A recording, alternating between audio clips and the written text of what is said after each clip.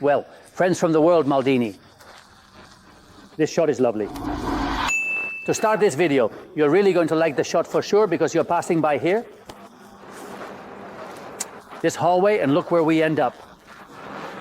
Santiago Bernabeu Stadium, big match today between Real Madrid and Salzburg, Champions League match, a very important game. The truth is, with the way Kylian Mbappé has been playing, the way he's been playing Real Madrid in the last two matches, well, there's going to be a show. You already know what happened because we're going to analyze it afterwards. Here we go. The preview from Movistar, of course, and to comment on the match with Jorge Valdano and Ricardo Sierra down, Vanagradoso, Barbero well, Real Madrid, Salzburg. Before we move on to analyze what this match could be, I want to tell you one more thing. Friends from the world, Maldini, because you already know that Oppo sponsors these Champions League matches. Well, as I was saying, friends from the world, Maldini, do you already know that Oppo sponsors the Champions League? It's the official phone for match day. The Max of iPhone, and here I have this Oppo Find X8 Pro, which is spectacular. It's spectacular with the cameras it has. It's spectacular.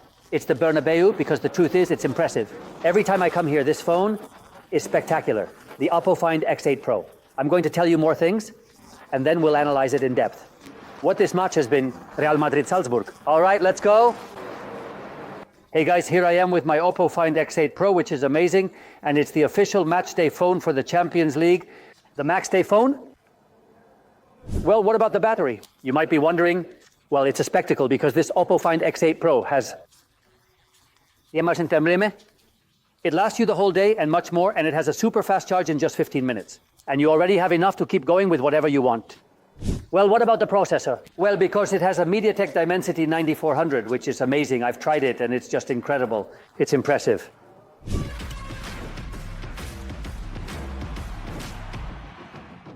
Well, friends from the world, Maldini, here I am. At the Bernabeu, the match ended, Real Madrid, E5, Salzburg won. It was an easy match for Real Madrid, but I'm going to comment on quite a few things about the game. I really liked Madrid starting from the 20th minute. It's true that in the first few minutes, Salzburg came out strong, pressing, quite high. It complicated Real Madrid's exit a bit. He had a clear chance for Glauco. I was looking forward to seeing Glauco and the Israeli kid. Well, I was going to say very young, that they are practically all young, except for the goalkeeper Blasvik from Salzburg.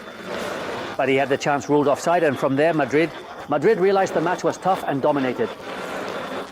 That the match wasn't going to be easy unless they stepped up, like they did. But if Madrid started to take it too easy, things could get complicated. And from there, they started to dominate the match quite easily, with quite a bit of clarity. The first goal came before the game, it's true. The first goal came before the game. A cross from Vinicius with an attempt to control it. I think from Bellingham, and then the goal from Modric. And from there, Madrid was the master and ruler of the match. Hey! I loved it. Jude Bellingham, I know they've chosen Vinicius as the man of the match. The second half was really good. Vinicius himself just commented on the Movistar broadcast. He commented on the match on Movistar with Jorge Valdano, Ricardo Sierra, and Adolfo Barbero. Vinicius himself acknowledged to Ricardo Sierra he was surprised that he was named the best player of the match because he had a pretty weak first half. I agree with him. Players are the first to know when they've played well, bad or average, but it's also true that Vinicius' second half was really good, with two beautifully crafted goals, just like Vinicius. But for me, the man of the match has been Jude Bellingham. He played at a very high level. At a very high level, I mean Jude Bellingham. I really have showered him with praise during the broadcast, as is logical. It's just that, believe me, it's a delight for a football fan. It's a delight to watch Jude Bellingham play. It's a delight to watch Jude Bellingham. The first touches, the first oriented touches to make the first cut. That's true class. He doesn't make simple touches. He doesn't make the easy control. The control he makes is directly to disarm the opponent. And from there, everything he did. The second goal is a masterpiece. Talent combines, making it hard to defend.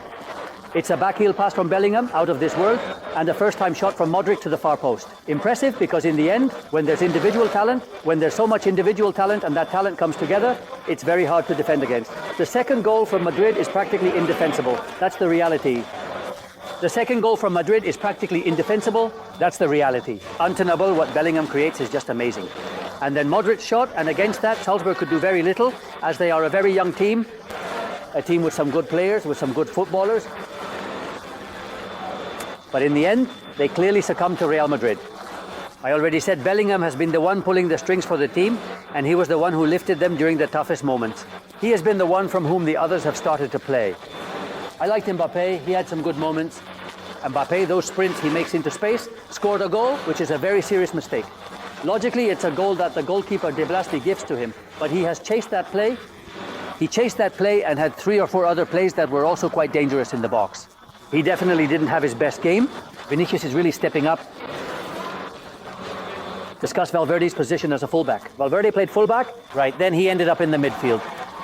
With the substitutions, with the match practically decided for him to come in the midfield, in a position that isn't his, but he was quite focused.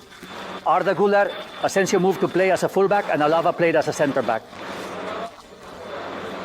But Valverde really needs to play in the midfield. He truly needs to play in the midfield. As a fullback, Valverde doesn't get into the box much. He has little impact on the offensive play.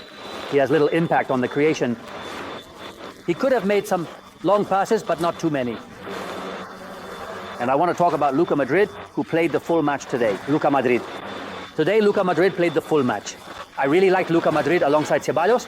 Today, Madrid started with Ceballos and Luka Madrid in the double pivot with a more creative team. Possible, because that's the reality. There's a more creative team possible. Right now, I'm talking about the midfielders at Real Madrid, who brought Ceballos and Madrid out together. It was a match that Madrid expected to be comfortable. It was comfortable. It wasn't that it was comfortable from the start, because Salzburg started well. But in the end, it turned out to be comfortable, and Luka Madrid also played quite confidently. He made a really good pass, really good for one of Real Madrid's goals. One of Vinicius' goals, a fantastic pass, which is true that Vinicius then turns into an even better play.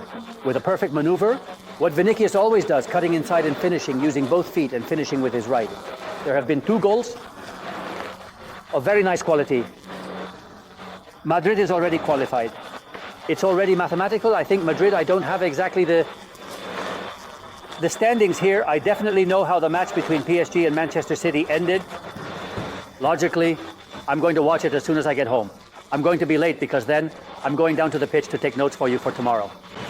I'm going to do it now. I'm going to head down to the pitch, and from there you'll have the notes tomorrow for Real Madrid. We're not taking notes on Salzburg. Truth is, yes, Real Madrid. There's a lot to analyze. But as soon as I get home, which will be a little late, I'm going to head home, of course. The Saint-Germain-Manchester City match. And tomorrow you'll have a thorough analysis of what that match between PSG and City was like. Here, to be honest, Madrid was very comfortable. To mention a few details, a bit more about Mendy. The goal, Courtois couldn't do anything, obviously, in Salzburg's goal. And in the end, you see the only thing, not negative, but the only downside of the match is that Madrid has conceded goals again. Madrid has conceded goals in every Champions League match. That's not normal. It's far from normal. But today, with the 5-0 score, it's true that there were a lot of changes. Hendrik has come on, Arda has come on, Brahim has come on, Mbappé left, Bellingham left.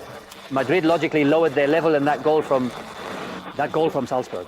But an easy match was expected, and Madrid made it easy. Madrid made it easy, and we've seen once again a great display. Not exactly a great display because the match wasn't very difficult, but it was still a very good match. Very, very good. From Jude Bellingham, very good from Jude Bellingham. And those 2 goals are really good for Modric. By the way, today he played on the right, 4-3-3. Modric on the right, which is where he has to end up playing because Vinicius is unmovable on the left, and of course with Mbappé too, playing as a striker. And above all, the second one was spectacular. It's really good for Modric. Vinicius is going to miss the upcoming matches.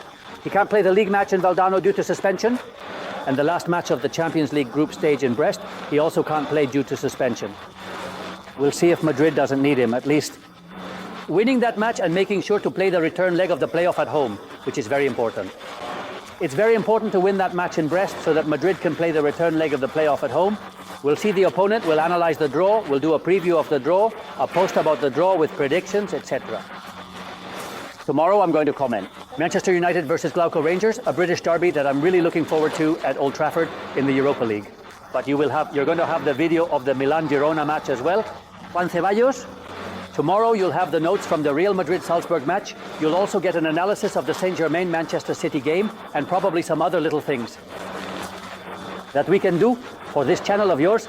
By the way, soon I'm going to take a trip of many thousands of kilometers to bring you some videos that you're really going to like. But that will be, we have to wait a little bit, but we're already handling it. And we have more surprises for this summer. A hug by